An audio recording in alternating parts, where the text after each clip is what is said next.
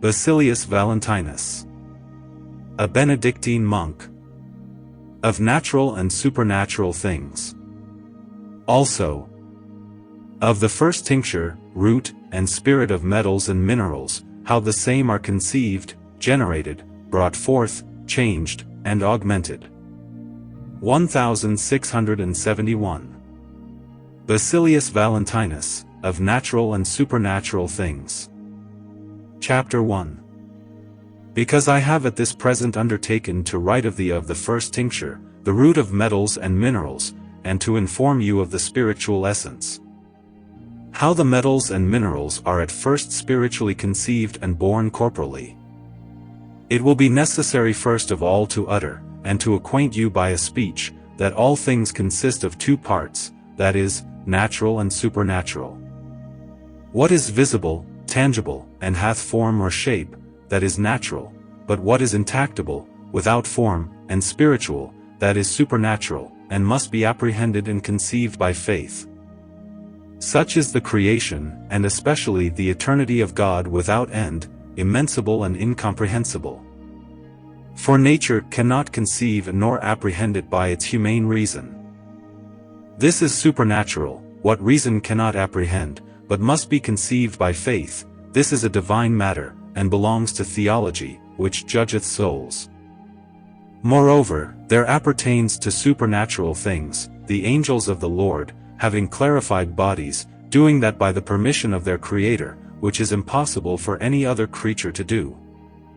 Their works being concealed from the eyes of the world, and so likewise are the works of the infernal spirits and devils unknown, which they do by the permission of the Most High God. But above all the great works of God are found and acknowledged to be supernatural, not to be scanned and comprehended by humane imaginations. Such is in especial the great grace and mercy of God which He bestows upon mankind out of His great love, which indeed no man can apprehend or know. And other great and wonderful works which He hath manifested divers manner of ways by Christ our Saviour and Redeemer, for the confirmation of His omnipotence and glory. As when He raised Lazarus from the dead, Jairus his daughter, the ruler of the synagogue, and the widow's son of Naim. He made the dumb to speak, the deaf to hear, and the blind to see, all which are supernatural, and magnalia Dei. So also was His conception, resurrection, descension, and ascension into heaven, too deep and mysterious for nature, all which is only to be obtained by faith. There belongs likewise to supernatural things, the taking of Enoch and Elias into heaven, the divine rapture of St. Paul in the Spirit into the third heaven. Moreover, many supernatural things are done by imagination, dreams, and visions.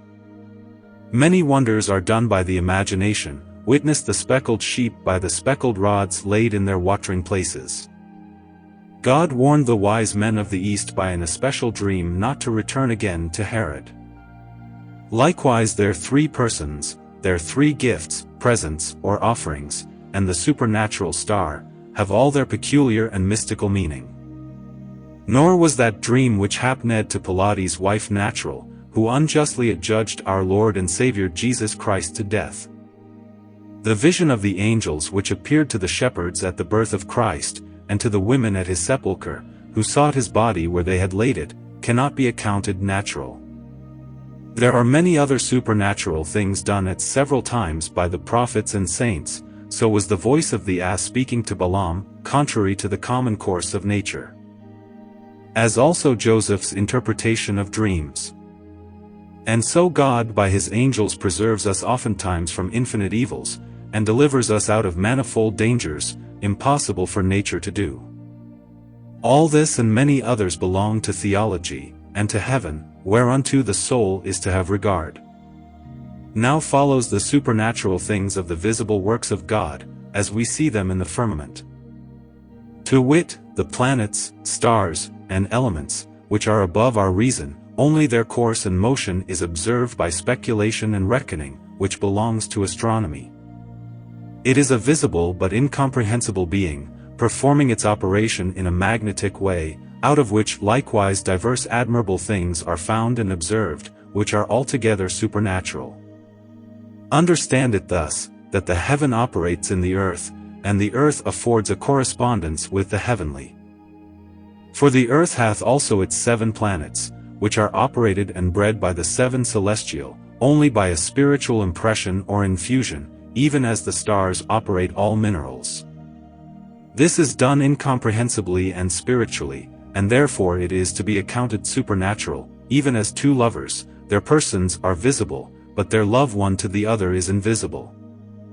Humane bodies are tangible and natural, but love is invisible, spiritual, intangible and supernatural, comparable to a magnetic attraction only. For the invisible love which is attracted unto it spiritually by the imagination is accomplished by the desires and fruition. In like manner when the heaven hath a love to the earth, and the earth hath a love, inclination, and affection towards man, as the great world to the lesser.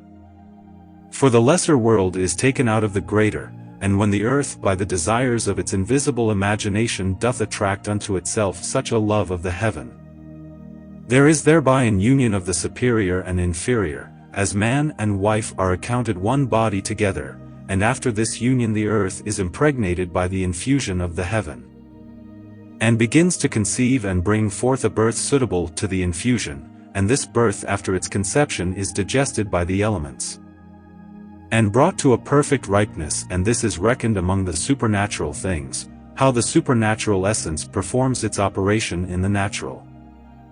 Among the supernatural things are likewise reckoned all magical and cabalistical matters which depend thereon, arising out of the light of true knowledge, not those which proceed from superstition. Conjuration, or unlawful exorcism, such as the sorcerer's use. But I mean in this place such a magic as the wise men had that came out of the East, who by revelation from God, and by true allowable art judged rightly. Or such an one, as those of old had before us, usual among the Egyptians and Arabians, before writing was found, they noted, observed, and reserved by signs, characters and hieroglyphics. Such blessings may be used, which Christ the Son of God used, as the Scripture saith, He took little children, laid His hands upon them, and blessed them. But whatsoever is contrary to God and His word, ought justly to be rejected, and not to be tolerated, because they are not godly, but diabolical. But those supernatural things which oppose not God and His holy word, belong unto magic, and do the soul no prejudice. As concerning visions which holy men of God have often seen, it is reason they should be reckoned among those things which are not natural. For whatsoever man speculates and comprehends by the mind, is supernatural, on the contrary, whatsoever he can take, see, and hold is natural. Let us consider the third part of natural and supernatural things in physique, the virtues and powers of each. This medicine of everything must first be driven out of a visible, tangible, natural body, and be brought into a spiritual, meliorated, supernatural operation. That the spirit which at the first was infused and given to the body to live, might be released, that it should operate and penetrate as a spiritual essence, and fire. Having its vent holes left that it might burn and have no opposition, which might suffocate, suppress, or hinder the burning life. Whereas otherwise, if the separation of the soul and spirit from the body should not first be done, there could not succeed any operation either effectual, profitable, or necessary. For whatsoever is visible, to be felt, and inseparably in a body, that is natural and corporal.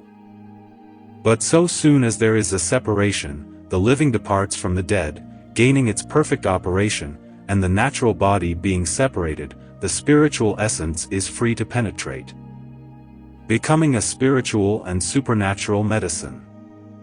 In brief, all things which we can touch and handle, are natural, but they must be made supernatural, if you would prepare them for physique. For the supernatural only hath a living power in it to operate, the natural hath only a dead tangible form. For when Adam was made, he was dead, having no life of any virtue, but so soon as the operative quickening spirit came to him, then he manifested his living virtue and power by supernatural admiration. So that in everything there is the natural and supernatural united in one, and bound together in their habitation, that everything might be perfect. For all created things in the world are some supernatural, only what concerns the soul and spiritual matters, and some are natural and supernatural, with what concerns the elements and firmament. As likewise the minerals, vegetables, and animals, which is known and found, when they are separated one from the other, that the soul departs out of the body, and the spirit forsakes its soul, leaving the body an empty habitation. Moreover, you must understand and consider, that the great and little world are made and formed of one first matter, by an unsearchable almighty essence, at that time in the beginning, when the Spirit of God moved upon the water, who was from eternity without beginning. The great world, as heaven and earth, was first, then was man, the little world, taken out of the greater. The water was separated from the earth, the water was the matter whereon the everlasting Spirit of God moved. The little world was formed of the noblest earth, as its quintessence, by the aquosity which yet was in the earth, and all was only natural. But after the breathing in of the divine heating breath, immediately the supernatural was added, so then the natural and supernatural were knit and united. The great world is perishable, yet there will be a new earth or world. The little world is eternal, the great, created, dissoluble world will again be brought to nothing, but the little world will be clarified by the Spirit of God, because He possesses it, making a celestial clarified water out of the aforesaid earthly water. Then it will follow, that the first matter will be turned into the last, and the last matter will become the first. Now the reason why the great world is perishable, is this, that the Spirit of God hath not His dwelling or habitation in the great world, but in the little world. For man is the temple of the Holy Ghost, if he do not wilfully defile himself, adhering to the hellish fire, which makes a breach and difference. For he remains in the little world, which He formed after His own similitude, and made him a consecrated temple. Otherwise there is everything in the little world which is to be found in the great, as heaven and earth with the elements, and what depends thereon, or appertains thereunto. We find also that in the first creation, which was performed of nothing, three things arose. To wit, a soulish, spiritual, invisible essence, which represented a mercurial water, a sulphureous vapor, and a terrene salt. These three gave a complete and perfect, a tangible and formal body to all things, wherein especially all the four elements are contained, as I have already mentioned in my writing where I treat of the microcosm. But that I may yet give a little more information of natural and supernatural things, as well spiritual as corporal. We find that the Canaanitish woman was cured of her flux of blood which held her 12 years, only by a bare touch, when she touched the garment of the Son of God, her disease being natural. But the medicine or cure was supernatural, because by her faith she gained help from the Lord Christ. Likewise we have an excellent, high and supernatural miracle in the three children, Shadrach, Meshach, and Abednego, who were cast into the fiery furnace, by the command of King Nebuchadnezzar. Yet by God wonderfully delivered, and not consumed. Dan 3. So also the confusion of tongues, and infusion of divers speeches at the foolish structure of the Tower of Babel, which should have reached up to heaven, is esteemed for a supernatural miracle. And so was that a supernatural sign, when the children of Israel did lap water as dogs do, when a small number at God's command, fought against the Midianites. Judge 7:6.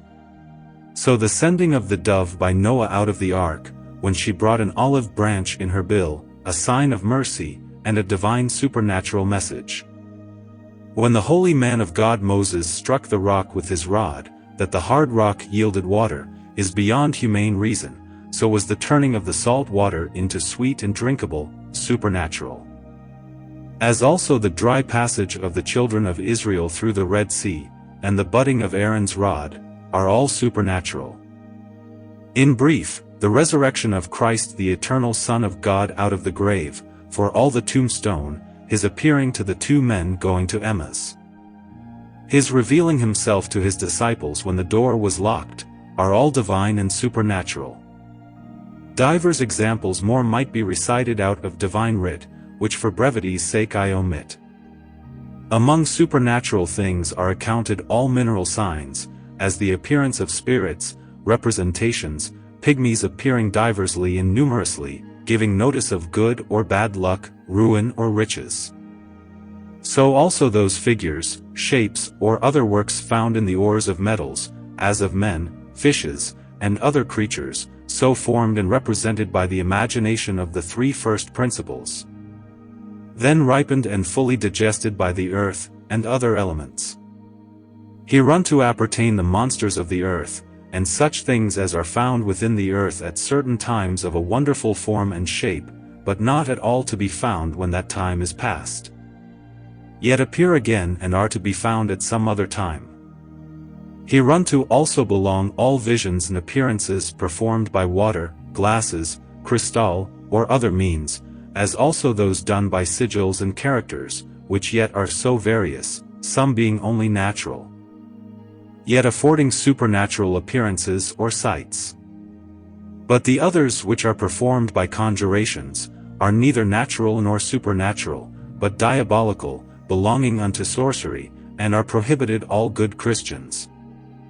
So likewise all those means which oppose Holy Writ, God's Word, and commandments, are to be rejected and refuted by true natural Kabbalists.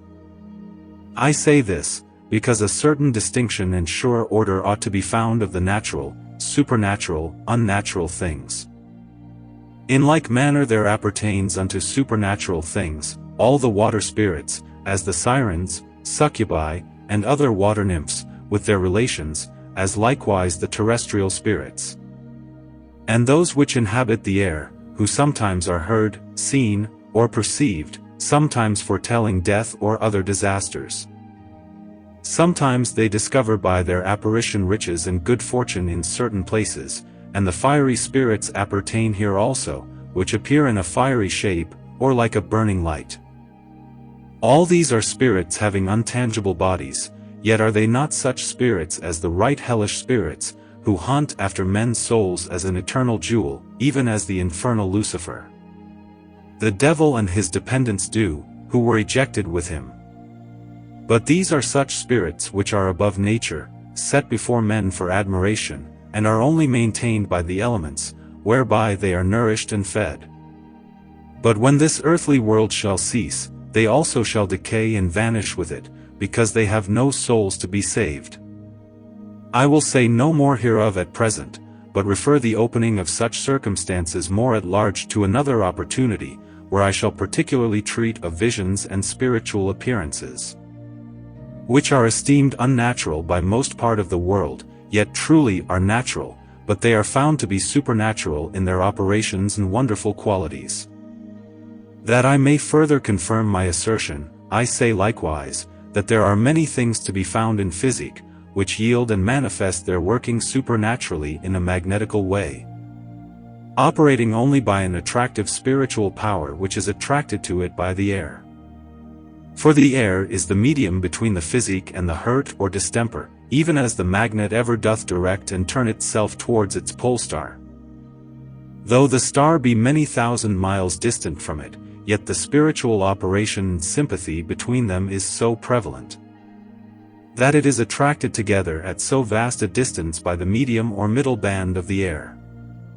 But because this attractive power is only known unto people in general, or as a thing common, it is therefore become customary, and is so esteemed, there being no notice taken of any further secret whence this operative faculty hath its source or original. In like manner hurts and distempers may be healed and cured, though the patient and physician be very far distant one from the other, not by charms, exorcisms, or other unlawful prohibited means, which are opposite to God and nature, but by such means wherein the attractive magnetic virtue lies to accomplish it.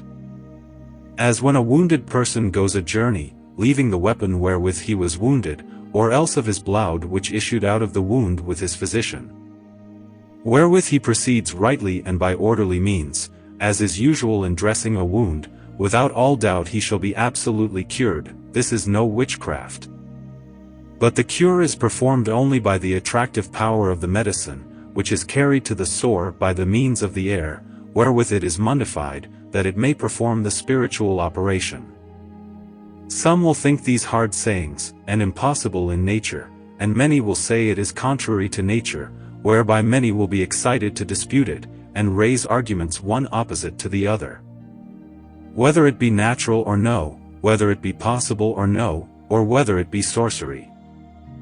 I will thus resolve them, that this cure is natural, but as it operates it is supernatural and spiritual, because it is performed merely by an attractive incomprehensible means. And that this manner of cure is no sorcery.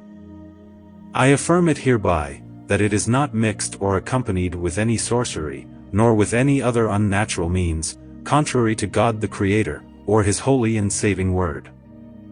But it is only natural, out of its supernatural, invisible, incomprehensible, spiritual, and attractive power, which received its original from the sidereal, and performs its operation by the elements. Lastly, I likewise approve this cure to be no sorcery, because the devil rather delights in all mischief to mankind, than to assist any manner of way for their benefit, which yet is impossible for him to do without God's permission.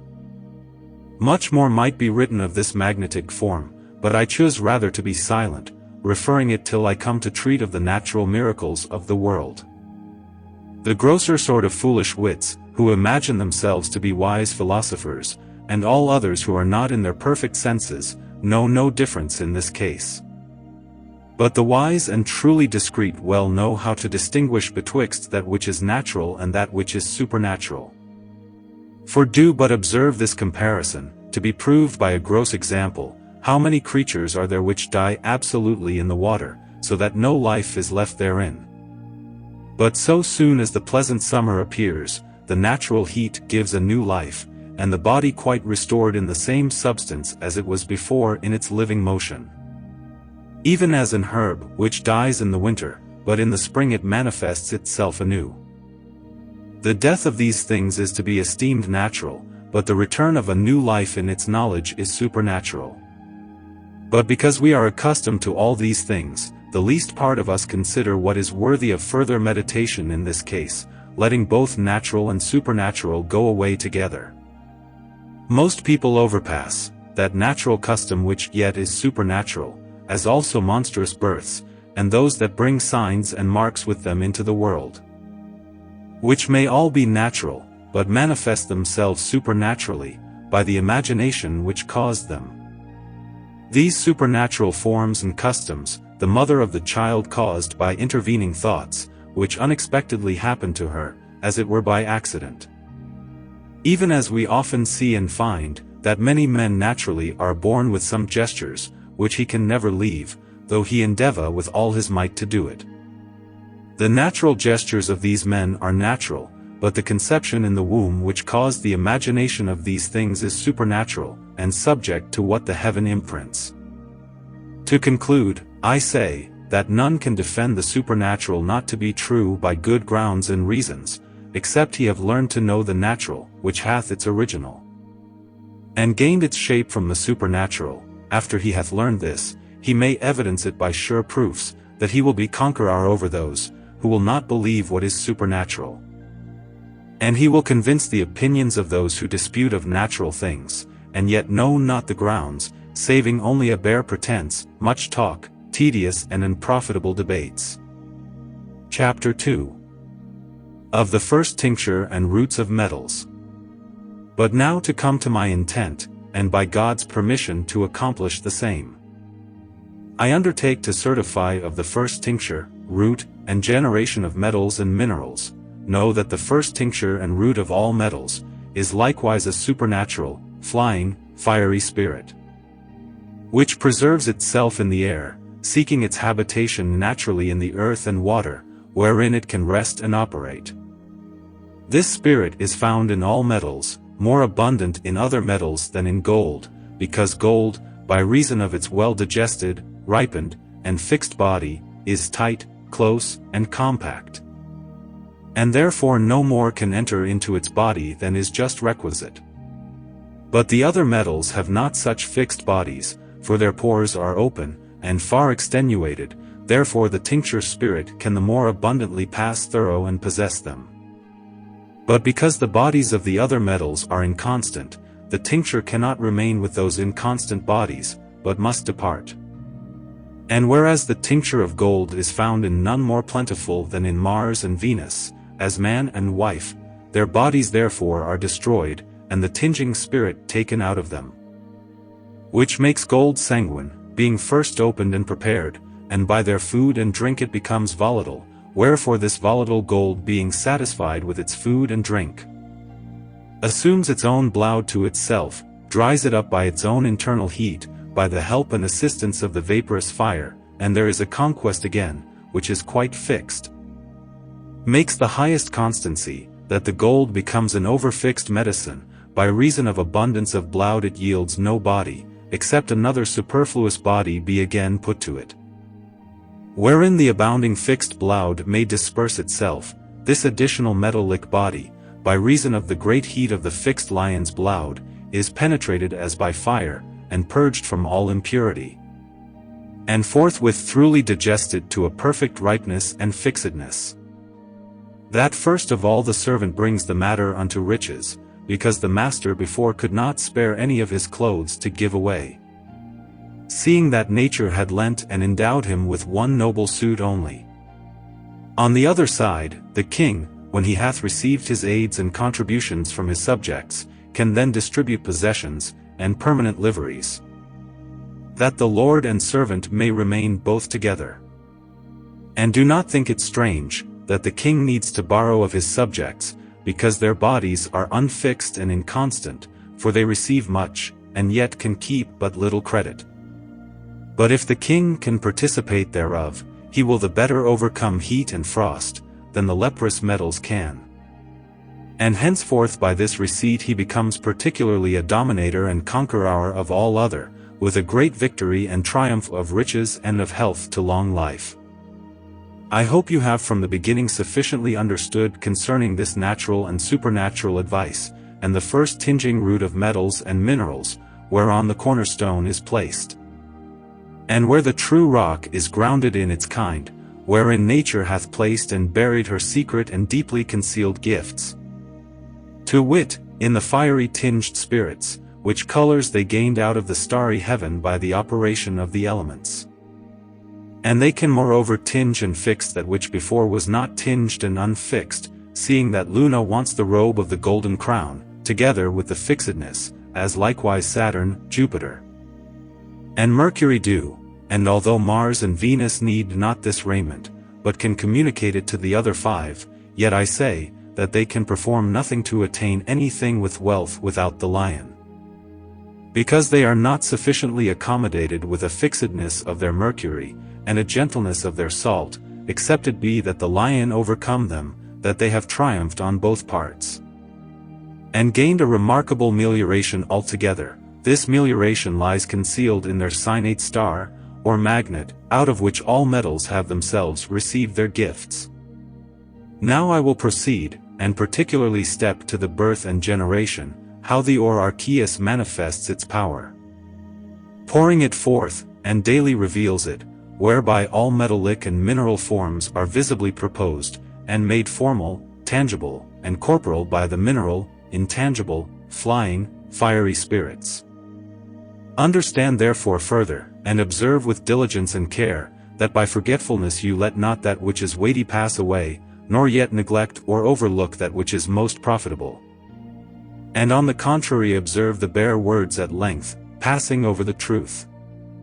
For what I write herein, is undoubtedly held and esteemed that the highest is undoubtedly by many esteemed for the lowest, and the lowest for the highest mystery, and is so to be reputed.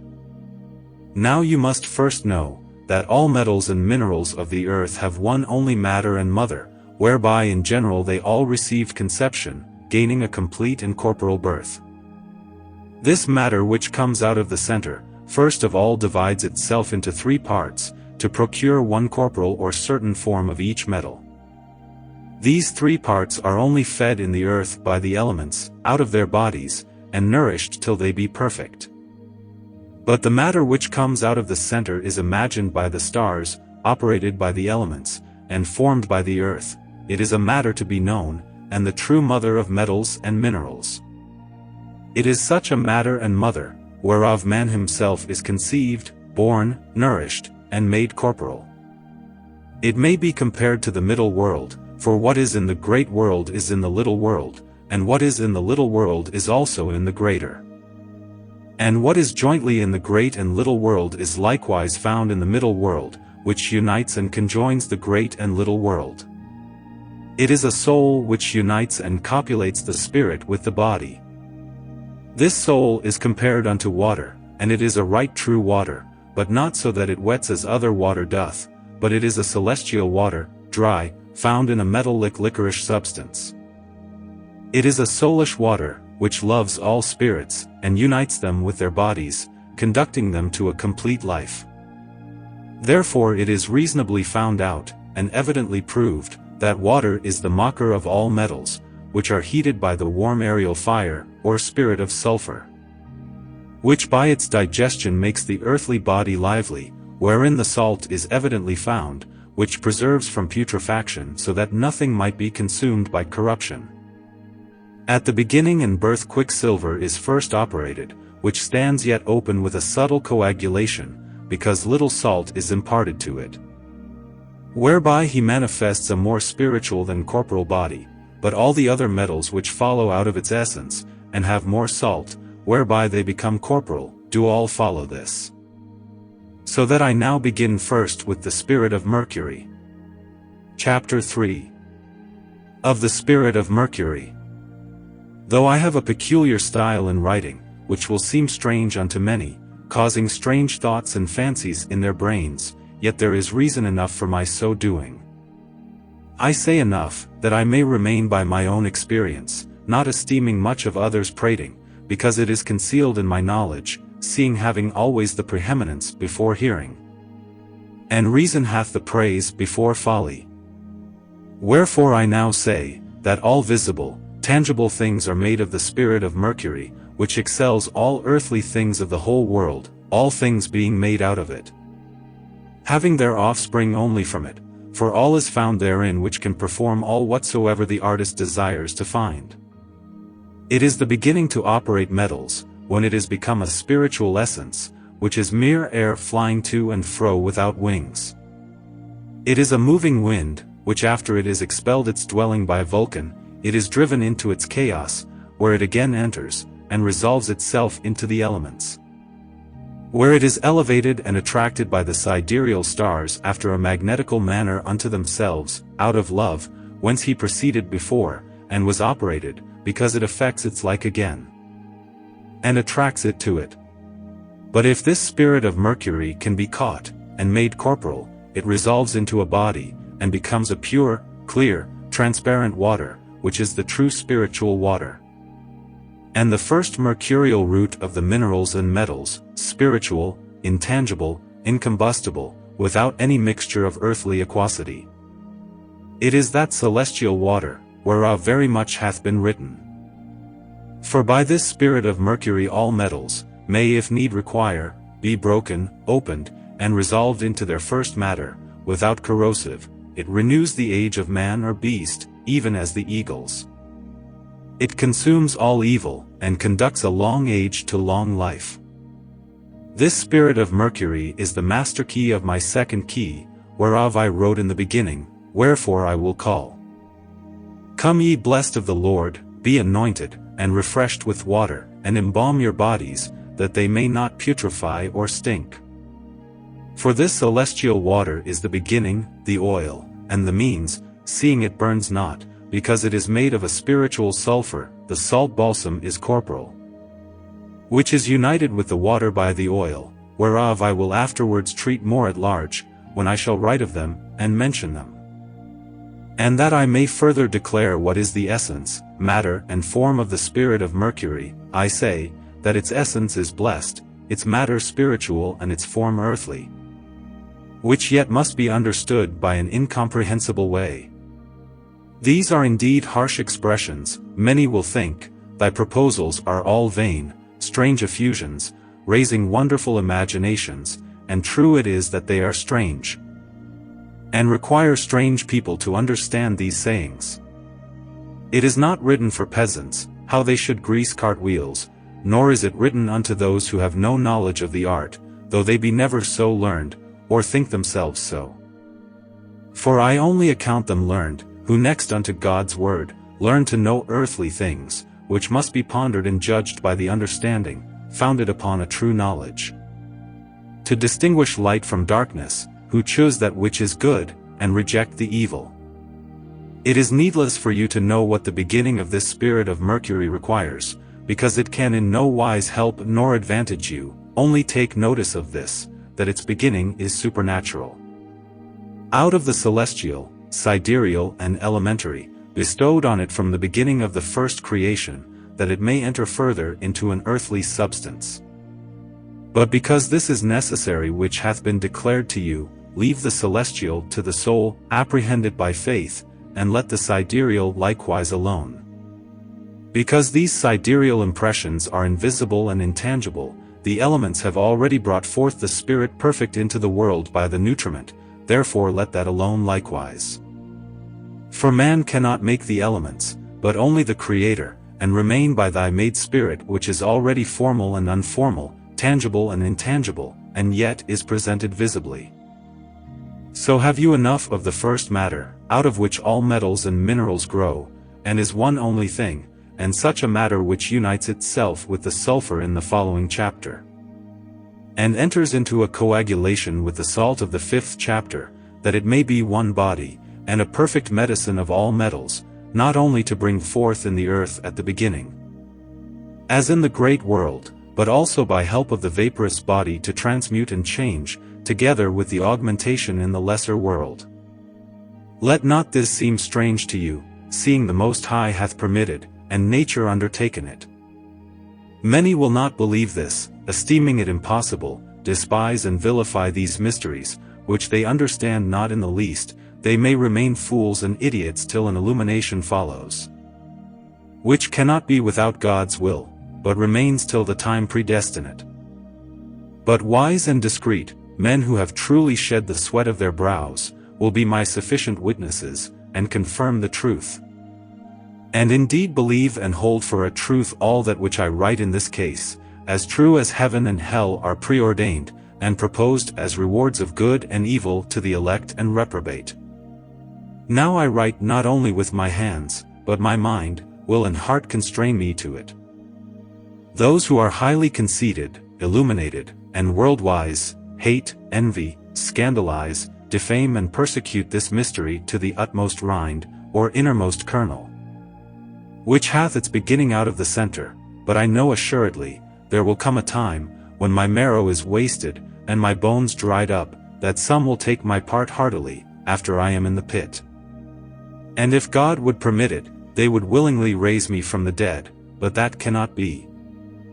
Wherefore I have left them my writings, that their faith and hope may have a seal of certainty and truth, to testify of me what my last will and testament was, which I ordained for the poor. And all the lovers of mysteries, though it did not behove me to have wrote so much, yet I could not refrain without prejudice to my soul, but to drive a light or flash through a cloud, that the day might be observed, and the dark night, thick and gloomy, rainy weather expelled.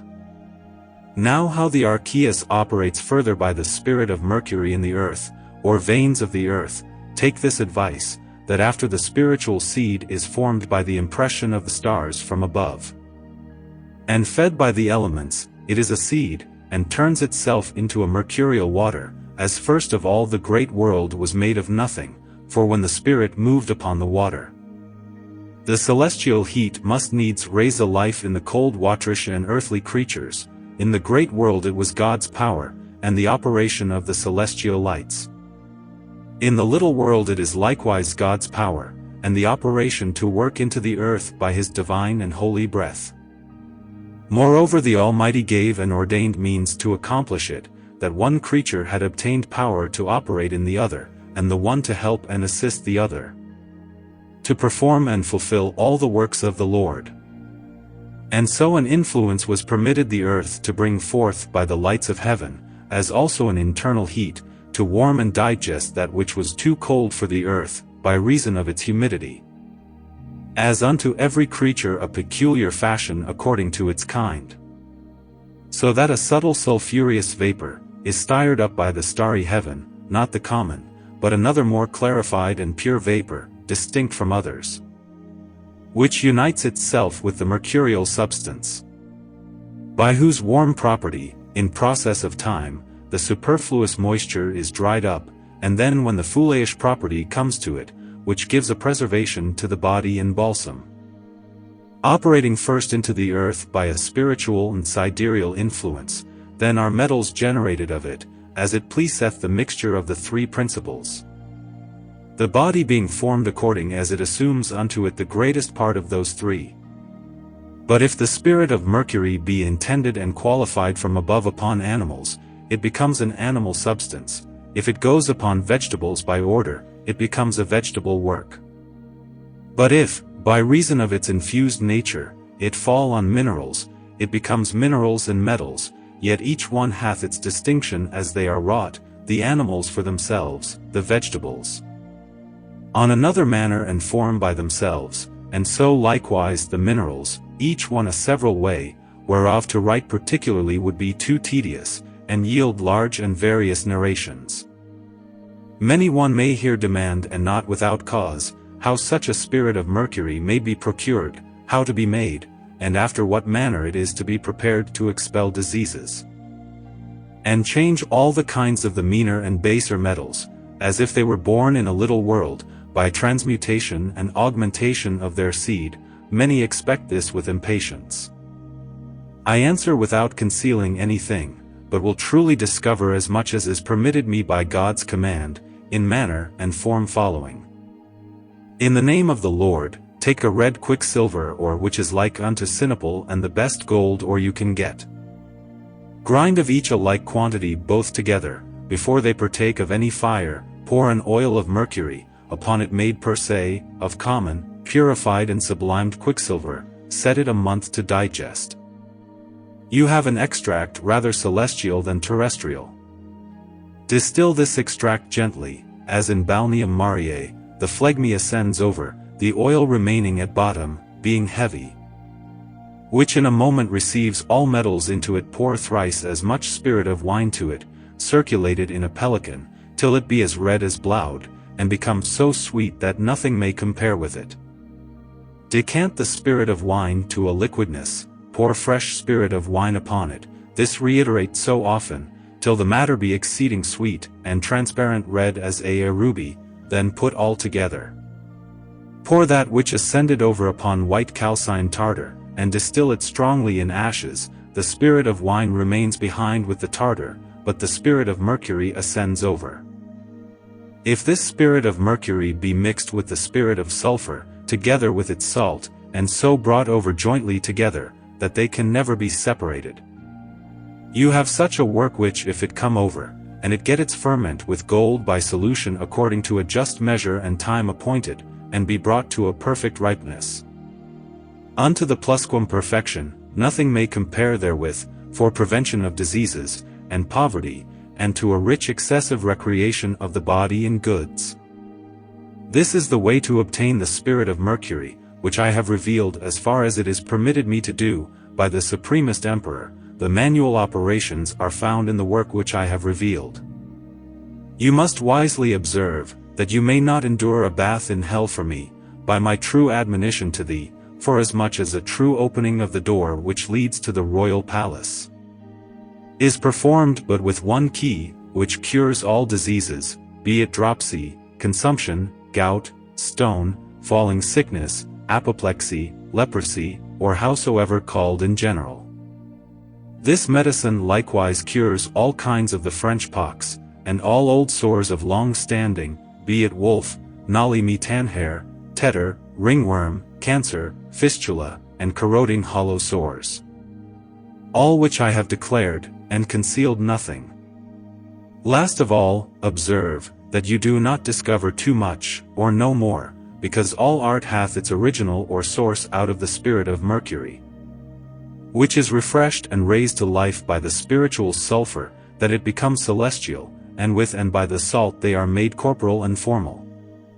But the beginning of the soul, of the spirit, and of the body, let it be and remain a magnet, even as it is, and can be acknowledged to be nothing else.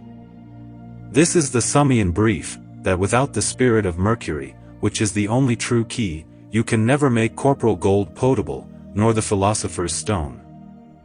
Let it remain by this conclusion, be silent. For I myself will at present say no more, because silence is enjoined thee in me by the orderly judge, recommending the execution and further search thereof to another, who hath not as yet reduced the matter into a right order. Chapter 4. Of the Spirit of Copper. The star of Venus is very difficult, and not well to be calculated, as all mathematicians and astronomers will bear me witness. For its course is found to be otherwise than that of the other 6 planets, and therefore its birth is otherwise. For the birth of Venus possesses the first table, after Mercury, as for what concerns the generation of metals. Mercury makes active, but Venus provokes, giving lust and desire, together with the beauty which gave occasion thereunto. Though I am accounted no astronomer, nor do I give myself out for one, who knows to calculate the course of the heavens. For I should spend my time in my cell in prayer, but that the spare hours after my devotion is ended, may not be spent in vain. I have ordered and proposed it as my aim and intent to exercise myself, and to spend those hours in the knowledge of natural things. So likewise it is not well to be reckoned what arises, grows or proceeds from Venus, or whence she arose, grew, or proceeded. For she is superfluously clothed more than she needs, and yet must want that which she needs most of all in her constancy. But you must be advertised, that Venus is clothed with a celestial sulfur which far surpasses the brightness of the sun, for there is more and more abundant sulfur in her than in gold. But it requires a knowledge what the matter of that gold sulfur may be, which is, and rules so plentifully in copper, and whereof I make so great a cry. Know then that it is likewise a flying very hot spirit, which can pass through and penetrate, as also ripen and digest all things, as the imperfect metals into perfect. Which the inexpert will not believe. And here a question presents itself at hand, how the spirit of copper can make other imperfect metals perfect, and make them ripe, whereas in its own body it is imperfect and inconstant. For answer, I say as I have often said, that this spirit cannot possess or inhabit a permanent body in copper. For when the habitation is burnt by fire, the spirit goes away with it, and must with impatience leave its lodging, for it dwells therein as a sojourner. But it hath protection in the permanent fixed body of gold, whence no man can expel it, without the warrant of an especial judge. For it is put into the inheritance as an heir, and taken root by her permanent body, that she cannot easily be expelled. The tincture which Venus hath obtained, is in like manner found in Mars, more powerful, high and noble, for Mars is the man, and Venus the woman, which I speak more of, seeing I write of them. This tincture is delivered in verdigris, and likewise it is found in vitriol, as in a mineral whereof a peculiar book might be wrote. In all these things a combustible sulfur is found, and yet a sulfur which is incombustible. This is a strange thing, one is a white sulfur, the other is red in the operative generation. But the true sulfur is incombustible, for it is a pure true spirit, whereof an incombustible oil is prepared, and it is the same sulfur which is made out of one root from the gold sulfur. I open many mysteries, which ought not to be, but what should I do? To conceal all is not answerable, but a measure is good in all things, as you may observe in my last advice of protestation, forget not my desire therein. This sulfur may well be called the sulfur of the wise, for all wisdom is found therein, unto the mercurial spirit. Which excels it, which together with the salt of Mars must be put together by a spiritual conjunction, that 3 may come into one understanding, and be advanced to equal operations. This spiritual sulfur proceeds in the same manner and form out of the upper region, as doth the spirit of Mercury, but in another manner and kind. Whereby the stars manifest a separation in fixed and unfixed, in colored and uncolored things. The tincture consists only in the spirit of copper, and most of all in that of his bedfellow. It is a mere vapor, stinking and ill-scented in its beginning. This mist must be dissolved in the manner of a liquor, that the stinking, incombustible oil may be prepared thereof, but yet it must have and take its beginning out of Mars. This oil unites freely with the spirit of Mercury, assuming all metallic bodies speedily unto them, if they be first prepared in all points as I have advised in my keys. I observe not the order of the planets, and not without just grounds, for I observe the order of their birth, by which I am directed. For because Venus hath much sulfur, she is sooner digested and ripened together with Mars, before other metals. But because unconstant Mercury shewed them both too little assistance, therefore no room is left him to work harder, by reason of the superfluous sulfur. So that they could obtain no melioration of their unfixed bodies. Now I will reveal a secret unto thee, that gold, copper, and iron have one sulfur, one tincture, and one matter of their color. This matter of the tincture is a spirit, a mist and fume. As aforesaid, which can penetrate and pass through all bodies, if you can take it, and actuate it by the spirit which is in the salt of Mars. And then conjoin the spirit of Mercury therewith in a just weight, purging them from all impurity, that they be pleasant and well scented, without all corrosives, you have then such a medicine.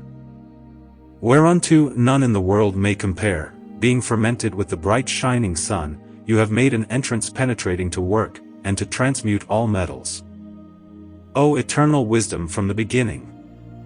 How shall we thank thee for such great mysteries, which the children of men do no ways regard, but are despised by the greater number, to know what thou hast concealed in nature?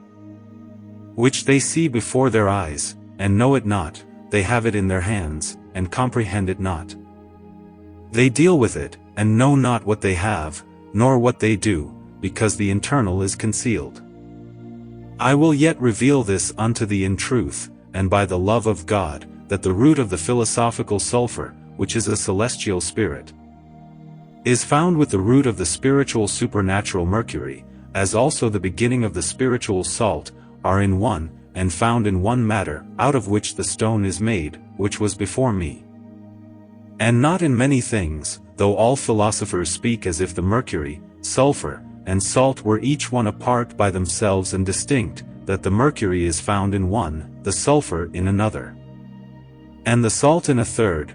Yet I tell you, this is only to be understood of their superfluity, which is found to abound most in each, and may be used and prepared divers ways, particularly with profit, both for physic and transmutation of metals.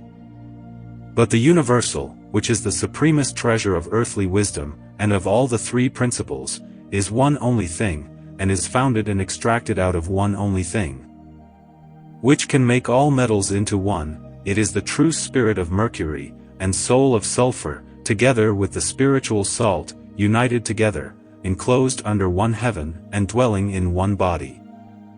It is the dragon and the eagle, the king and the lion, the spirit and the body, which must tinge the body of gold to a medicine, that it may gain power plentifully to tinge his other companions. O thou blessed medicine given by God thy Creator! O thou celestial magnet of great attractive love! O thou valid substance of metals, how great is thy power, how uninventive is thy virtue, how durable is thy constancy! Happy is that man on earth who knows thy light in truth, which all the world takes no notice of. He shall not see poverty, no disease shall touch him, nor no sickness hurt him, till the appointed time of death, and till the last hour predestinated for him by his heavenly King.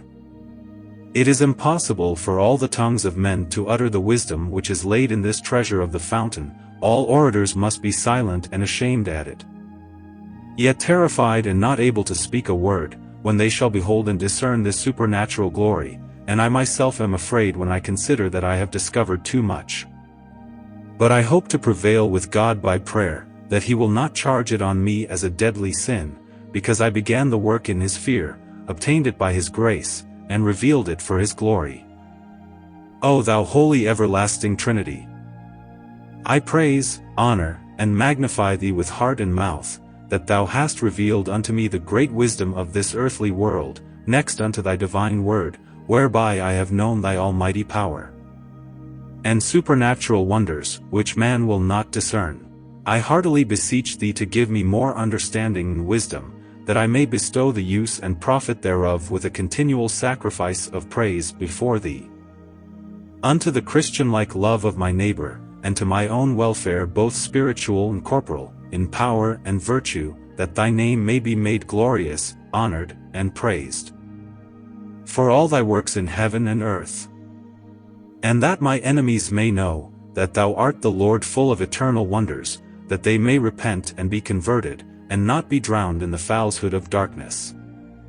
God the Father, Son, and Holy Ghost help me, and all of us, from his heavenly throne, exalted above all glory, might, and majesty, whose wisdom hath neither beginning nor end, and before whom all celestial, earthly, and hellish creatures must tremble with fear, to him be glory forever, Amen. O Seraphim! O Cherubim!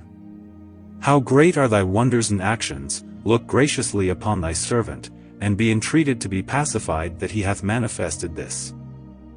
The reader must moreover know concerning the generation of copper, and observe, that it is generated of much sulfur, but its mercury and salt are in an equality.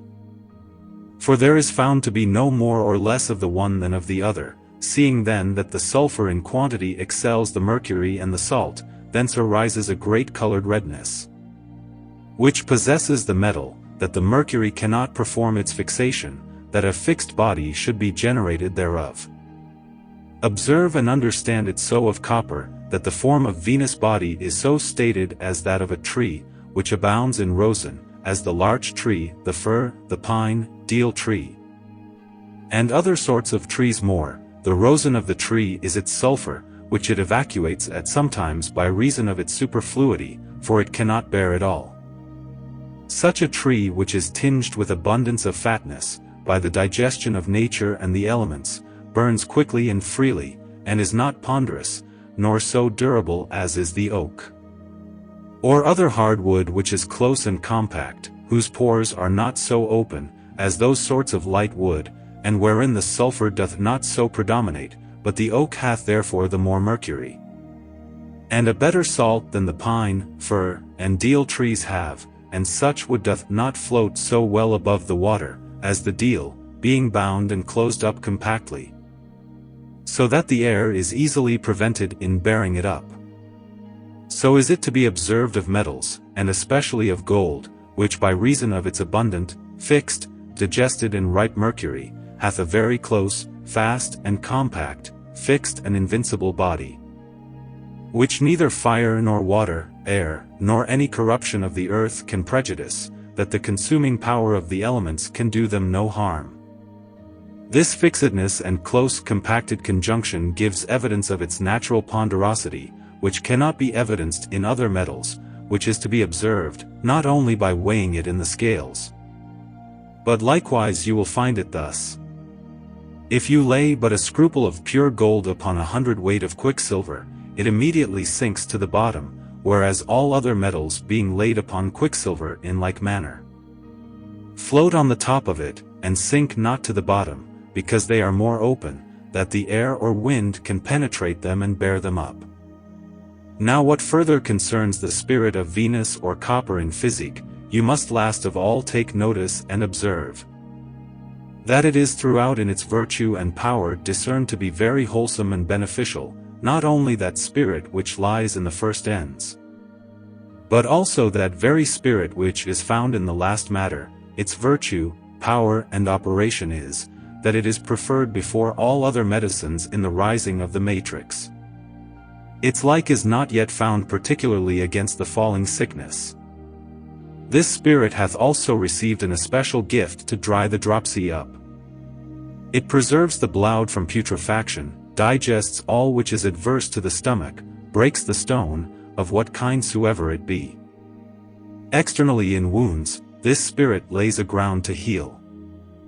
Noli me tangere, and all other sores cannot defend themselves, nor their ill qualities, but this spirit doth assault them, and prepares a good ground for their cure. Externally it mundifies and searches out that whereby the medicine may operate, fasten, and make a beginning of the cure. Internally this spirit penetrates through and through, searching out all that is evil in the body, even as doth the noblest vulnerary potion. No impostum can withstand this spirit, but is reformed by it. I say briefly, observe the spirit of Venus very well, it will manifest itself to admiration both internally and externally, that many will esteem it to be incredible and supernatural. Last of all, you must understand that this spirit of copper is a fiery spirit, penetrating, searching and consuming all evil humors, and superfluous phlegmy in man and metals. And may in reason be accounted the crown of medicines. It is very fiery and sharp, incombustible, but spiritual and unformal, and therefore as a spirit it can particularly help to make unformal things fiery, digest and ripen them. And if you are a true naturalist, I recommend this spirit unto thee. It will not fail thee in the least, in any necessity of health or wealth, in case you observe it rightly, and execute according to justice. I hope my call and request will at last take place, and have a hearing with those who regard nature, and have an earnest and longing desire to search out, and learn, whereby they may whet their wits. Open their eyes, and let their ears hear, and learn such a thing out of my advice, which was never taken notice of, or learned before, and is to be found in this spirit of copper. Internal and external. He that doth not observe, or truly understand my writings, will not fathom many secrets, nor search out to purpose and in truth, nor learn to advantage without me, therefore no man can direct me. As concerning the spirit of copper, except he hath beforehand inverted and turned the copper inside outwards, and truly learned all the mysteries of its internal virtues, as I have done. If he can find out anything better, which I know not, I earnestly desire him not to conceal anything, so shall his instruction be well rewarded, with 1,000-fold advantage. And recommend you herewith to the highest Creator. Vain reason cannot always apprehend each matter which Venus can bring to an end. No man can find it presently in sense. Vain reason bans it far away from thence. Such a spirit only can all things speed, so that Mercury be joined with it indeed. Chapter 5. Of the Spirit and Tincture of Mars. Mars and Venus have a spirit and tincture as well as gold and other metals, be that spirit which is in each metal never so mean and little. It is undeniable and known to all, that many men have many minds, though all men originally are of one first matter, born and produced from one seed. Yet have they divers different minds, because the stars have so operated them, and not without cause, for the influences of the great world operates the next to it in the little world. For all opinions, natures and thoughts, together with the whole complexion of man proceed alone from one influence of the stars, manifesting themselves according to the course of the planets and stars, so that nothing can prevent, nor can such influences hinder it, when the birth hath attained to the end of its perfection. As a man is naturally inclined to study, one delights in divinity, another in the study of the laws, a third in physic, a fourth will be a philosopher. Moreover, there are many wits who are naturally inclined to the mechanics, as the one is a painter, another a goldsmith, the one a shoemaker, the other a tailor, a carver, and so forth, diverse and innumerable. All this happens by the stars' influence, whereby the imagination is supernaturally founded and fortified, and whereupon it is resolved to rest. As it is found, that what a man hath once conceived in his mind, and framed a foundation thereof, none can divert him from a constant resolution and relying thereon, except death, which at last concludes all. So is it to be understood of alchemists, who are set upon the search of nature's secrets. They intend not to cease, till they have discovered nature, absolved it quite, and brought all to an end, which cannot well be done. Even so is it to be understood of metals, according as the influence and imagination is from above, so is the form. And although the metals be called metals in general, and are such, yet you have understood by the various minds of men, which yet proceed from one matter, that there may be manifold and divers metals, one hot and dry, another cold and moist, a third assuming a mixed nature and complexion to itself. Therefore the metal of Mars being ordained in its degree by a gross salt before others in the greatest quantity, is found to have the hardest, ungentle, strongest, and grossest body. Which nature appropriated and granted to it, it hath the least portion of mercury, but more of sulfur, and most of salt, hence. And from such a mixture or composition is its corporal essence descended, and born into the world by help of the elements. Its spirit is like to the other spirits in operation, but if you can know the right and true spirit of Mars, I tell you truly, and in true wisdom, that 1 grain of its spirit or quintessence drunk with the spirit of wine, strengthens the heart, courage, and senses, so that you shall fear no foes.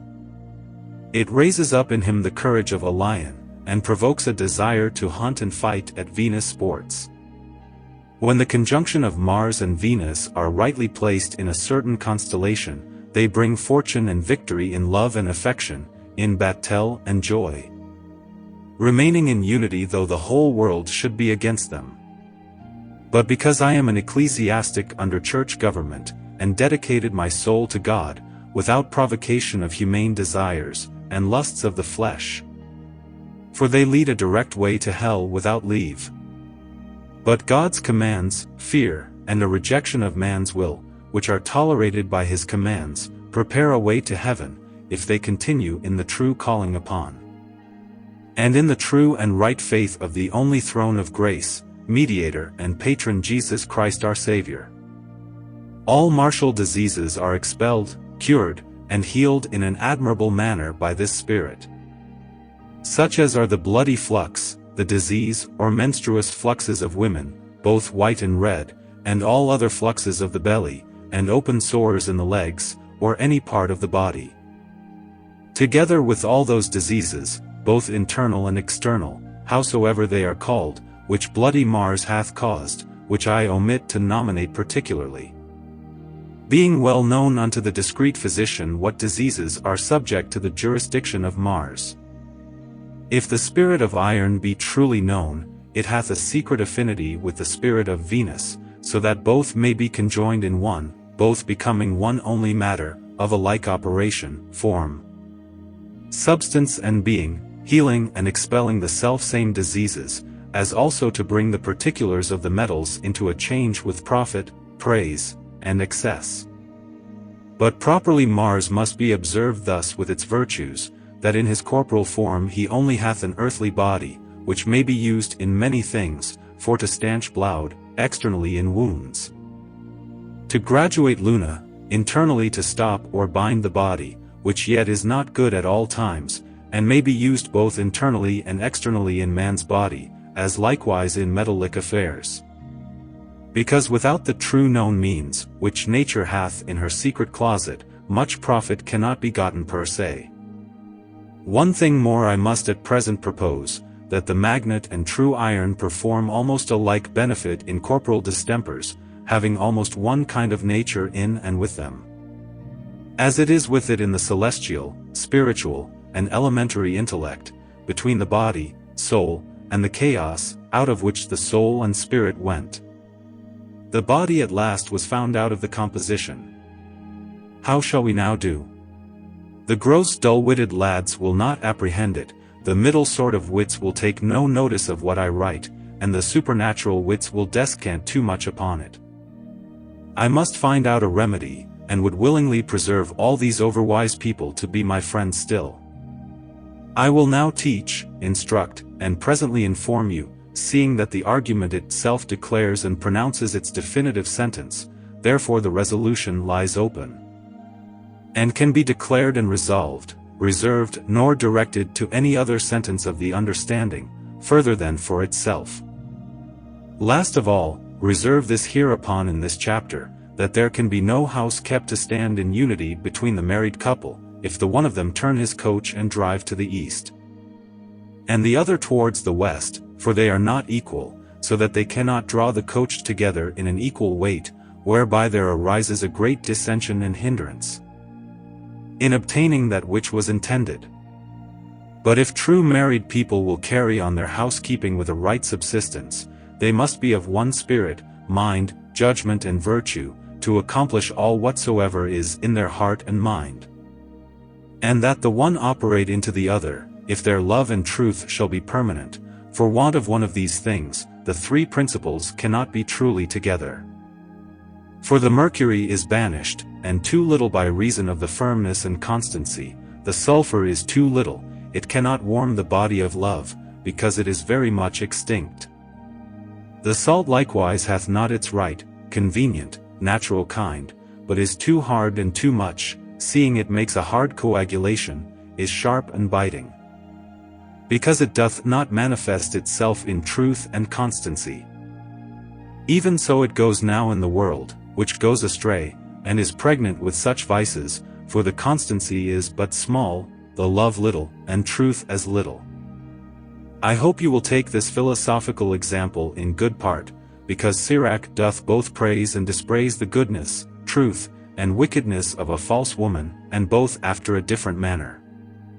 And herewith I bid Mars farewell, saying, that no man knows how to distinguish the sentence of one, much less of all things, but he who hath in this point taken notice of them, learned and experimented their nature and properties, and truly known and discovered them.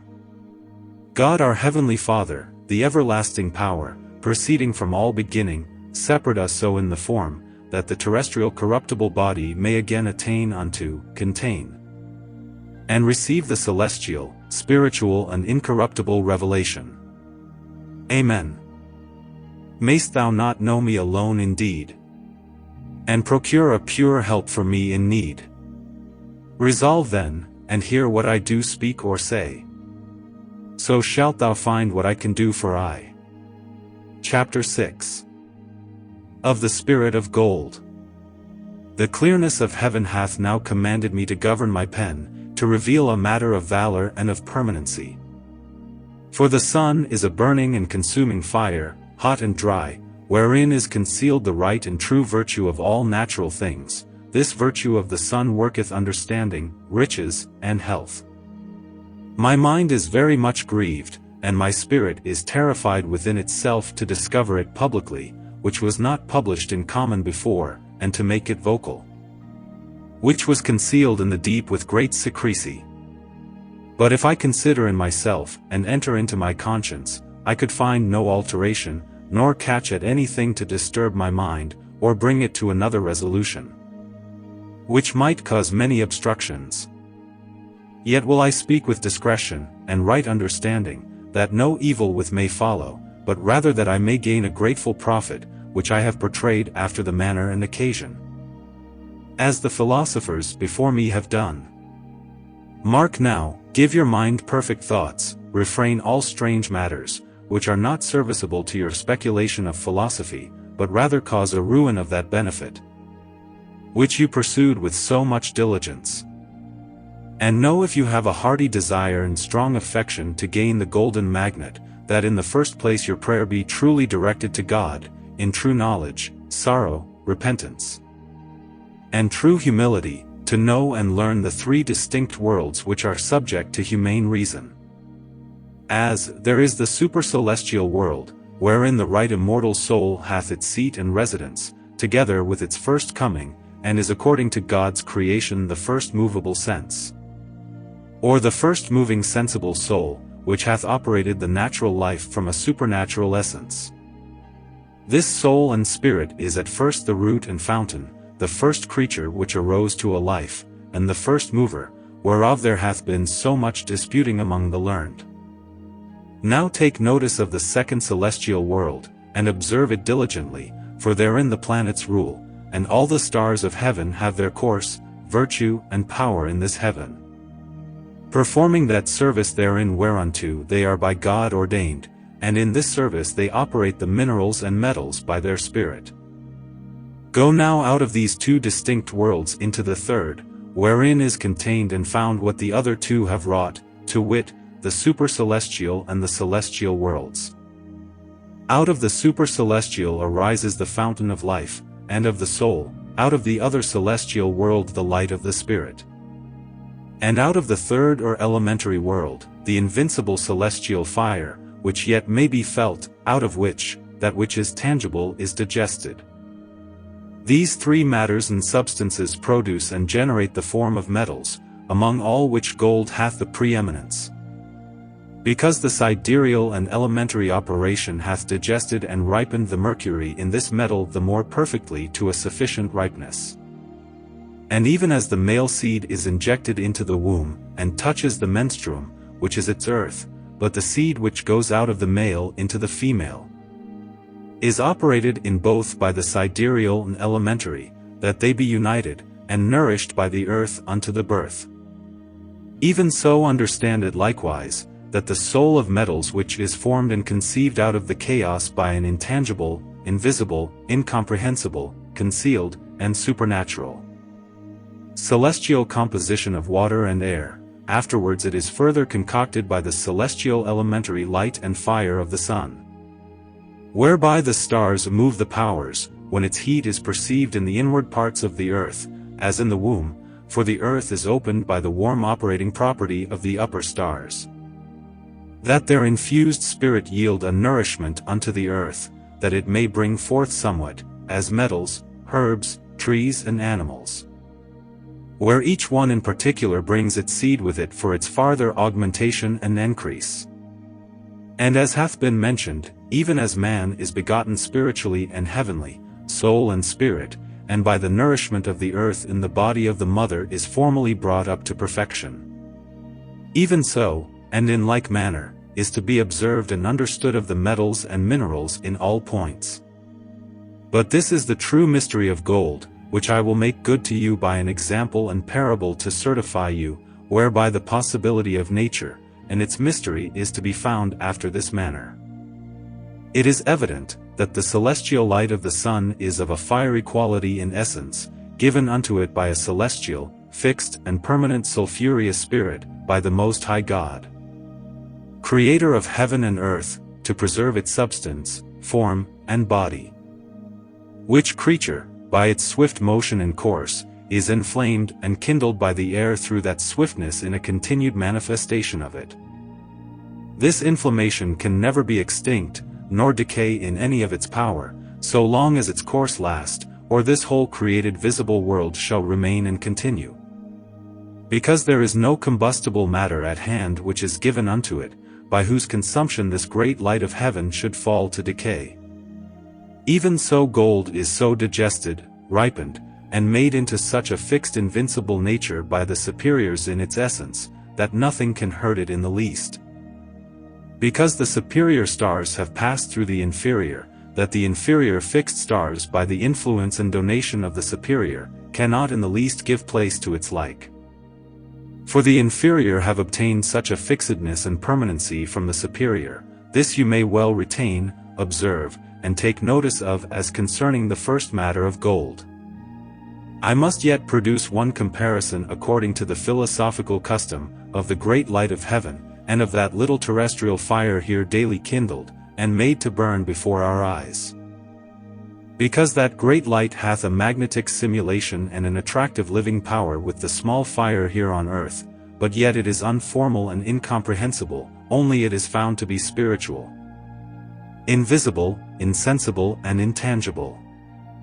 It is to be observed and remembered, as experience manifests, and is proved, that the great light of heaven bears an especial sympathy, affection and inclination to the little earthly fire, by means of the spiritual air, whereby they are both promoted and preserved from mortality.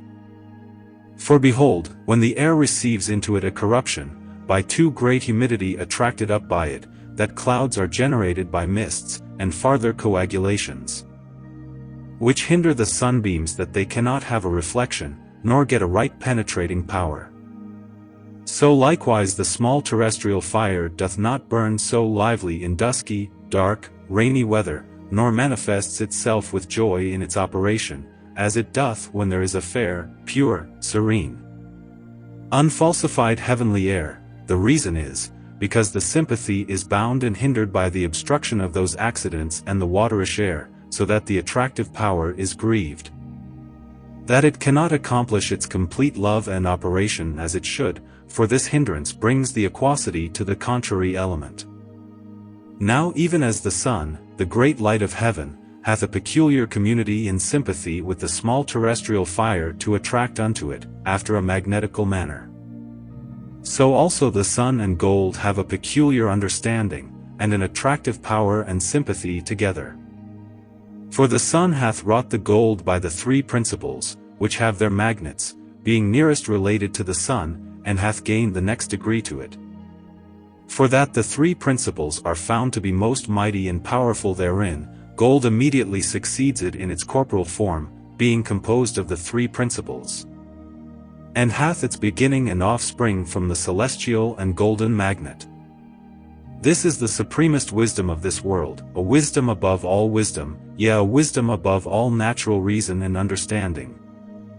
For by this wisdom is comprehended first of all God's creation, the heavenly essence, the firmamentary workings, the spiritual imagination, and the corporal essence. It contains all qualities and properties, and all whatsoever sustains and preserves mankind.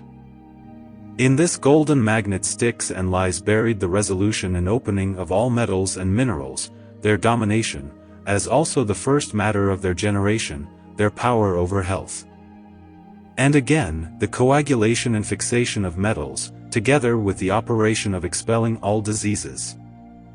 Take notice of this key, for it is celestial, sidereal and elementary, out of which the terrestrial is generated. It is both supernatural and natural, and is generated celestially of the spirit of Mercury, spiritually of the spirit of sulfur, and corporally of the spirit of salt. This is all the way, the whole essence, the beginning and end. For the spirit and the body are bound up together in one by the soul, that they can never be separated, but produce a very perfect, durable body, which nothing can hurt. Out of this spiritual essence, and out of this spiritual matter, out of which first of all gold was made into a body, and became corporal, out of it is made a more true and complete aurum potable than out of gold itself, which must first of all be made spiritual, before a potable gold can be prepared out of it. This spirit cures and heals the leprosy and the French pox, as being an overfixed mercurial essence, dries up and consumes the dropsy, and all running and open sores, which have raged a long season. It strengthens the heart and brain, makes a good memory, generates good blood, brings lust, delight and desires in humane incitation unto natural affections. If the quintessence of pearl be mixed with the tincture of coral, and be administered with an addition of an equal quantity of this spiritual essence of gold, the dose of 2 grains taken at once in a just observation, you may be bold and confident of the truth, that no disaster of any natural distemper can harm you, or happen to you, to the prejudice of your health, because the nature resides only in the spirit of gold, to alter, remove and amend all weaknesses, so that the body shall be adjudged perfect and free from any disease. The quintessence of pearl corroborates the heart, and make a perfect memory of the 5 senses. The tincture of coral expels all poison, and evil spirits which fly from the good. So can the soul of gold in a water turn the spiritual essence of the pearl, and the sulfur of the coral united in one, perform such a thing which otherwise nature could not be entrusted with. But seeing that experience hath manifested it, and confirmed the undeniable truth, therefore this cordial in this temporal life is, and ought in reason to precede all other cordials with admiration and admirable effects, be they called by what name soever. I am an ecclesiastical person, obedient to the ecclesiastical degree, related to the Benedictine order by a spiritual and divine oath, by which order with my internal prayer I obtain comfort and promises of God's word, a refreshment to my soul, but in a corporal temptation of my weaknesses. And for my brethren I have not found and used a better corroboration by God's blessing, than these three compounds united. God give, bless, and increase this virtue and power unto the end of this temporal world, which man must change together with death. O thou golden power of thy soul! O thou golden intellect of thy spirit! O thou golden operation of thy body! God the Creator keep thee, and grant unto all earthly creatures, who love and honor him, the true understanding of all gifts, that thy will may be done in heaven and on earth. This is enough revealed at present concerning the spirit of gold, until the coming again of Elias. Hereunto I add a short process. Take a spirit of salt, therewith extract the sulfur of gold, separate the oil of salt from it, rectify the sulfur of gold with spirit of wine, that it be pleasant without corrosive. Then take the true oil of vitriol, made of the vitriol of verdigris, therein dissolve Mars, thereof make a vitriol again, and again dissolve it into an oil or spirit, which rectify in like manner as before with spirit of wine, conjoin them, and abstract the spirit of wine from it, resolve the matter which remains dry in spirit of mercury. According to a just weight, circulate and coagulate it when it is fixed and permanent without a scent ion, you have then a medicine to tinge man and metals, if it be fermented with prepared gold. Chapter 7. Of the Spirit of Silver. The tincture and spirit of silver manifests its color of a watchet or sky color, otherwise it is a waterish spirit, cold and moist, not so hot in its degree as that which is found in gold, Mars, and Venus, for Luna is more phlegmatic than fiery, though it be brought by the fire out of its waterish substance into a coagulation. And even as the metals gain their tinging spirits and coagulation, in like manner do stones get their fixedness and color, as out of one influence. A fixed coagulated mercury is found in the diamond, therefore it is fixeder and harder than the other stones, and cannot be so broken. So the tincture of Mars, or the sulfur of iron is found in the ruby, the sulfur of Venus in the emerald, the soul of Saturn in the granite, in tin the tincture which is found in the topaz. And crystal is appropriated to common mercury. In the sapphire is found the sulfur and tincture of Luna, but each one according to a peculiar understanding, and according to its kind, and in metals according to their form and gender.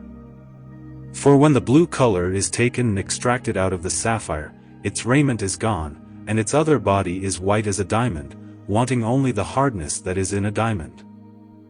Even so when gold hath lost its soul, it yields a fixed white gold body, which by searching students and young artists is called fixed Luna. Wherefore you must now understand and observe, that even as I have declared unto you concerning the sapphire, for your apprehension, even so on the other side. You must learn to what purpose my speech is intended, for your instruction concerning metals. For this blue spirit is the sulfur and the soul, whence the silver receiveth its life, both in and above the earth, by art. And the white tincture of the silver upon white stands in the magnetic form of an everlasting thing, or creature, wherein is likewise found the first ends of gold. O ye high qualified orators! Where is your voice in this case to explain this mystery? And you conceited naturalists, where is your writings and advice of reason? And you physicians, whither is your opinion flown, to fetch somewhat afar off over the seas for to cure the dropsy, and all lunary distempers? You will say, that this my speech is too dark for you, is it so? Then kindle the terrestrial light, seek, and be not ashamed to make acquaintance with Vulcan. And let nothing be irksome unto you, so will you find by the assistance of the eternal God, that the spirit of silver contains in it to cure and expel the dropsy quite alone, as the spirit of gold. And as that of mercury can expel the consumption radically, or in the root, even so that the center of those diseases cannot be found any more. But that Luna in the veins of the earth is not furnished with such a hot substance or quality in its degree, but is subjected to a waterish nature. This fault lies upon that great light of heaven, which by reason of its waterish influence, hath implanted such qualities in the other creatures, and planets of the earth, than it hath in silver. And albeit that silver contains a fixed mercury, which is generated in it, yet it wants a hot, fixed sulfur, truly to dry up and consume its phlegmy, whereby it hath not obtained a compact body. Unless it be done afterwards by the art of the little world. And seeing that its body is not compact by reason of the abounding watery substance, its pores therefore are not rightly defended, nor closed to undergo the weight and endure a battle with the enemies, all which virtues are to be found in gold, if it shall overcome all enemies, and endure all trials without defect. All things are difficult in the beginning, but when they are brought to an end they are easy to be understood and apprehended. If you do truly observe the spirit and the soul of Luna, and learn to know it truly, you may quickly compass the midst of the work, how it shall afford the end with profit. Wherefore I will now propose to you an example, and instruct you by a country rule, that you may apprehend it, and consider of it, as children's play, in a high and weighty matter. That you may search it out with advantage, as followeth. A common peasant casts forth his seed in a field well dunged and prepared. This seed after putrefaction, sprouts forth of the earth by the operation and furtherance of the elements, and sets before our eyes the matter of flax together with its seed which it brings with it augmented. This flax is plucked up, and separated from its seed.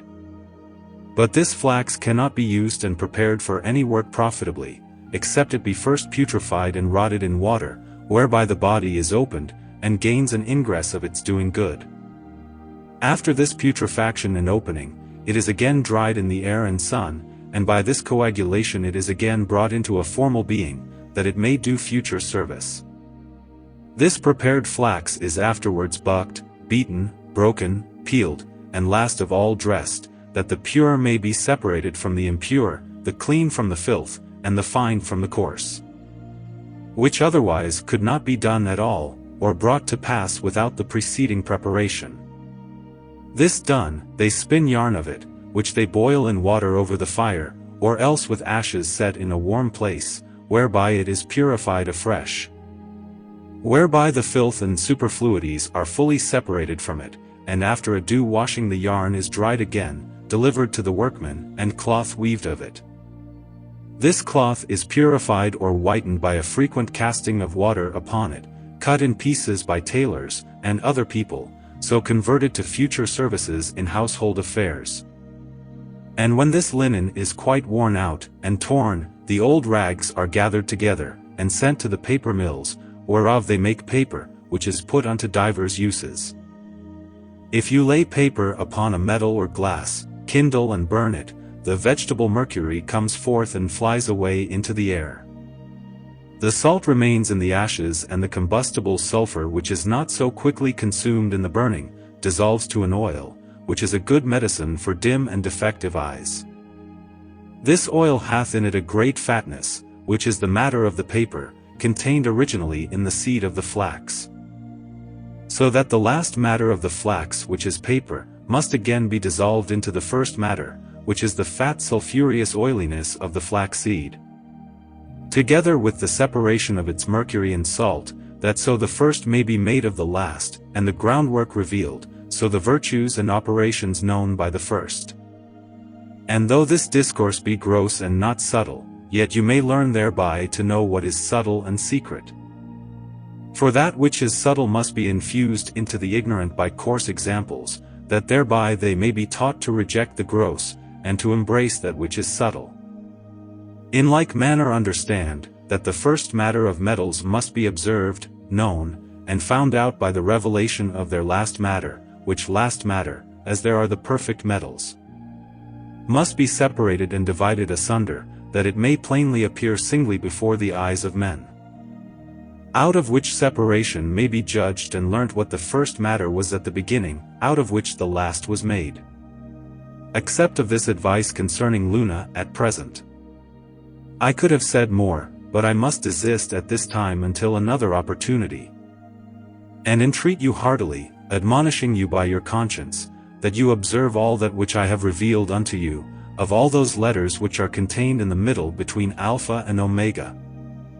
And that you keep all the speeches and writings, that you may not undergo a denial of pardon for your sins, and a continued perpetual vengeance for eternity, which I at last reveal unto you thus. Take the sky-colored sulfur extracted out of silver, rectified with spirit of wine, dissolve it according to its quantity in the white spirit of vitriol, and in the sweet-scented spirit of mercury. Coagulate them together by the fixation of the fire, you have the white tincture in your hands with all its medicines. But if you can get all their prima mobiles, it is then needless, because you can perfect the work at once. Chapter 8. Of the soul or tincture of tin. Good Jupiter possesses almost the mean or middle place between metals, it being not too hot, nor too cold, not too warm, nor too moist, it hath no excess of mercury, nor of salt. And it hath the least of sulfur in it. It is found to be white in color, yet one exceeds the other in the three principles, as it is evidently found in its dissection, the right and true discovery of nature. It is generated of such a composition and mixture of the three first principles, being operated, coagulated into a metal, and brought to the ripeness of perfection.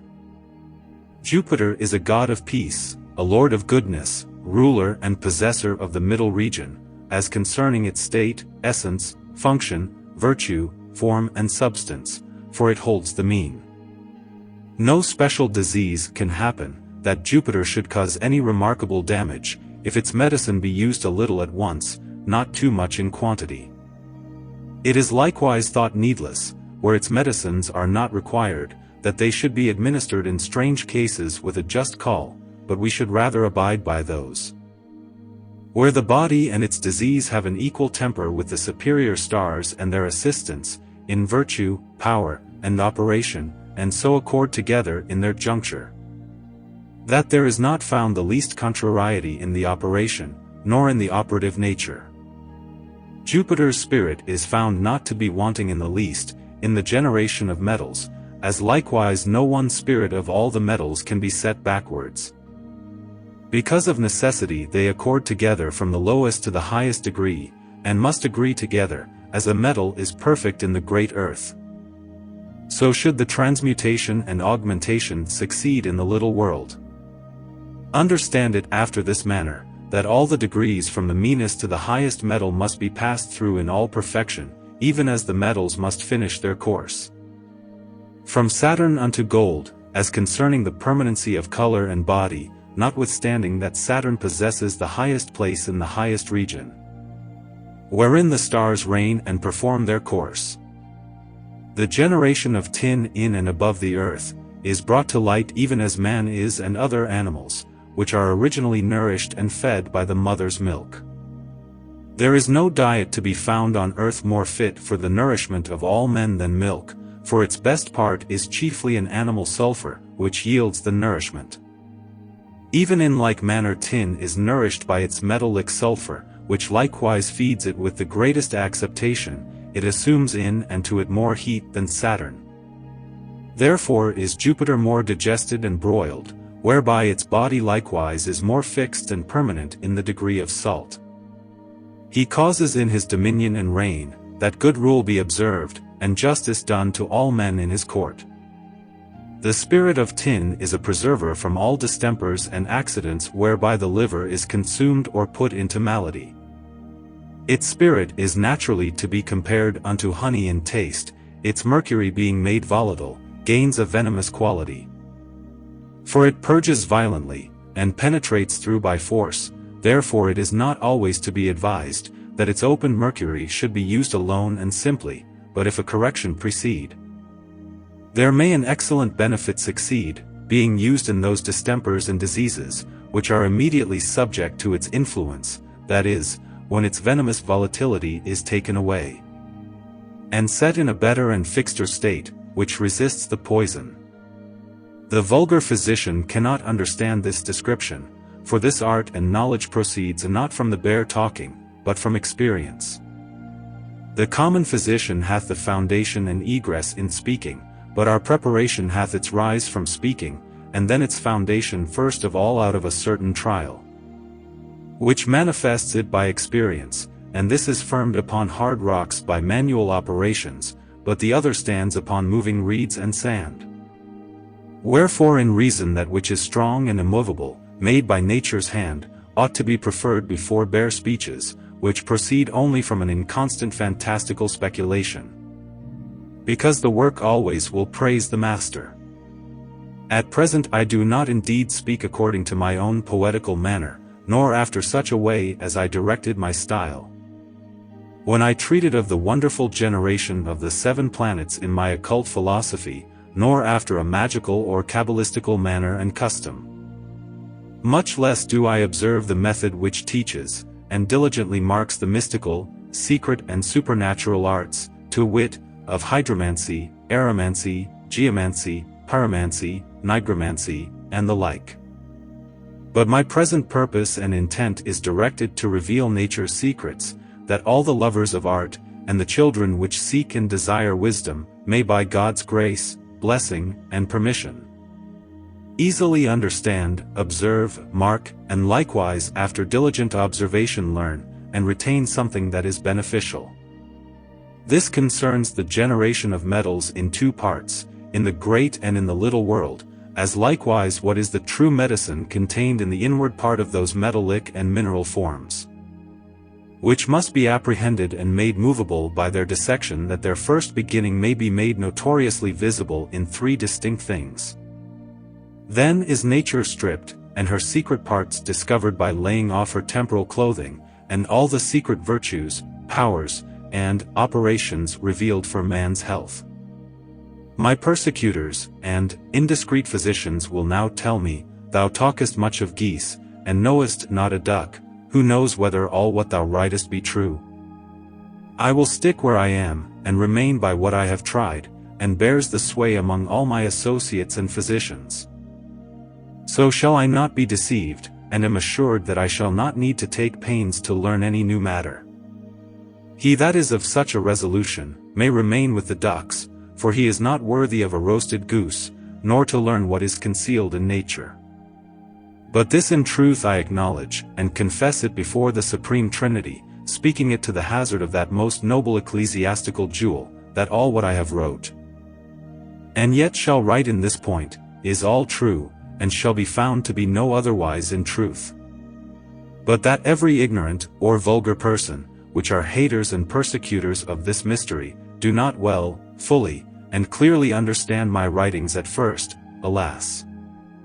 That cannot I help. Pray unto God for his grace, and ye persecutors for pardon, labor without repining, read with understanding, then will no mystery be withheld from you, but will be very easy for you to find out. I moreover admonish, that the finder of this gift of God, above all things give thanks unto God day and night without ceasing, with all reverence and due obedience, from the bottom of his heart. Because no creature can yield sufficient praise which may recompense so great a benefit, but diligence is known by a right and true industry according to our capacity. I have done my part, which I hope to justify before God and the world. For what my eyes have seen, my hands felt, and apprehended by an undeceived judgment, that shall no man take from me in this life, only death, which is the determiner of all things.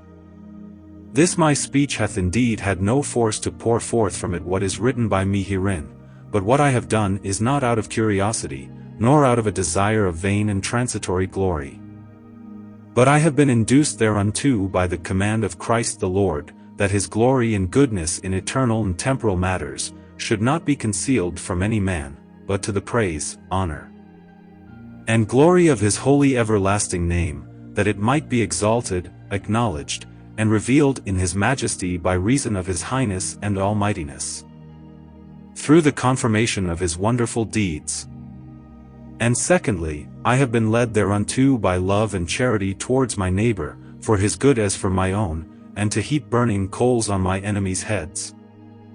And last of all, that all opposers may know, what erroneous ways others have gone against me, and whether I am most of all to be condemned, or they adjudged most just in what hath been written most truly of the concealments of nature.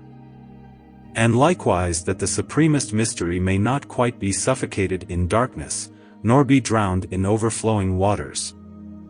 but be delivered out of the deep and filthy mire of the idiotish crew by the right appearance of the true light, and obtain many witnesses by the spreading abroad of a sure, true, and right confession, who may follow me in the writings of truth. In my nativity of the 12 signas in the zodiac, Sagittary and Pisces were allotted unto me. I was born under Pisces, for I was in waterishness before my life, but Sagittary set an arrow to my heart, whereby I lost my waterishness, and by the heat I became worthy of the dry earth. And although at the first the earth was turned by the water into a soft substance, yet you must understand that the water was consumed by the heat of the drying air, so that all the soft matter of the earth went away, and by this drying up was dignified with a hardness. Whereby thou learner, and much understander should carefully observe and take good notice, that tin is subject to all the 4 elements, as also to the other principal planets, which elements receive their center from above, and are generated as others. To conclude, I let you know, and give you to understand, that if thou extract out of benevolent Jupiter its salt and sulfur, and lettest Saturn flux well with it, Saturn assumes a fixed body unto it, purges itself, and becomes clear thereby, there being a full change and real transmutation of lead into good tin, which may be found to the height by a durable infallible proof.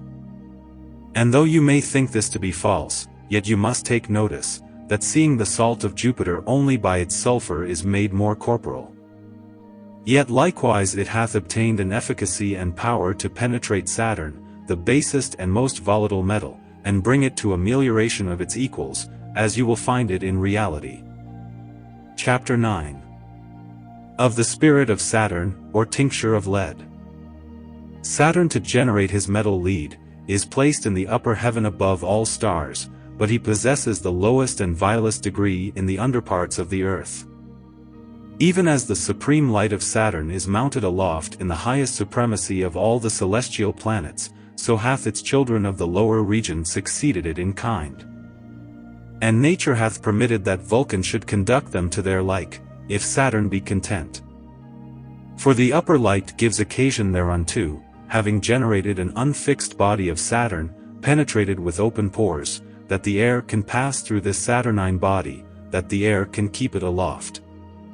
But the fire can quickly assault it, because the body is not compact by reason of its unfixedness, so that it must decay, which must be in all points observed by him that will attain to the search of it. For there is a great difference between the fixed and unfixed bodies, and of the causes of their constancy and inconstancy. And though Saturn hath an especial ponderosity above other metals, yet observe, when they are poured forth together, after their union in the flux, the other metals always settle at the bottom. Even as it likewise comes to pass in the pouring of antimony through with other metals, whereby it is evident, that the other metals fall through equally, and are more compact than Saturn. For it must give place and preeminence to the other metals, leaving the victory with them, for it must vanish and be quite consumed with the unfixed inconstant metals. In it all the 3 properties of the 3 principles are most coarse. And because its salt is very flexible above that of other metals and planets, so is its body more flexible, inconstant, unfixed, and volatile, than any other metallic body. As Saturn steps to its regeneration, so know that in like manner, as common water is forced by the natural coldness, by the change of the heavens, whereby it becomes a coagulated ice, in like manner is it to be made evident, that by reason of the great coldness which is found to be in the salt of Saturn above other salts, Saturn is also coagulated and made corporal. Ice dissolves into water by heat, so likewise the coagulated Saturn is made flexible by fire. It hath most of mercury in it, but it is inconstant and volatile. It hath least of sulfur, and therefore according to its small quantity its cold body cannot be made warm. It hath little salt, but flexible, otherwise iron would be more flexible and malleable than lead, if the salt alone could cause a malleableness and flexibleness. Because iron contains more salt than any other metal. Seeing then there is a difference to be found in this point, you must therefore observe and remember the difference, and how to distinguish between metals. All philosophers have wrote as well as I, that the salt gives the coagulation and body to every metal, and it is true. But to prove it by an example, how and after what manner this relation is to be understood. Plume alum is esteemed to be only a mere salt, and is approved to be such, which in this particular may be compared to iron. That the salt of the plume alum is found to be a thing unflexible as iron is.